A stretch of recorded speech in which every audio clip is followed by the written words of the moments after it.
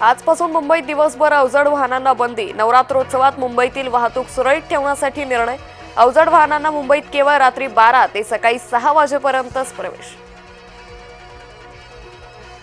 शाळकरी मुलांच्या सुरक्षेचे काय झालं? मुंबईत उच्च न्यायालयाचा संतप्त सवाल.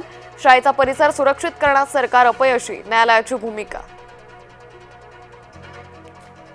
गोपीचंद पडळकरांच्या वादग्रस्त वक्तव्याचे पडसाद. पवार गटाकडून अनेक ठिकाणी आंदोलनं आणि निषेध.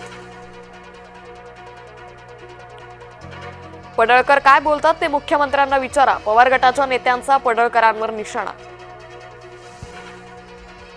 शरद पवार गोपीचंद पडळकर यांच्यावर नाराज. मुख्यमंत्री फडणवीसांना फोन करून व्यक्त केला निषेध.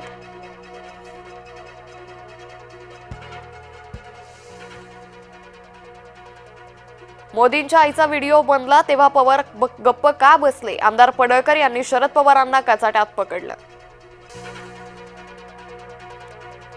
आमदार पडळकर यांचं वक्तव्य असमर्थनीय. मुख्यमंत्री फडणवीसांकडून पडळकरांना समज.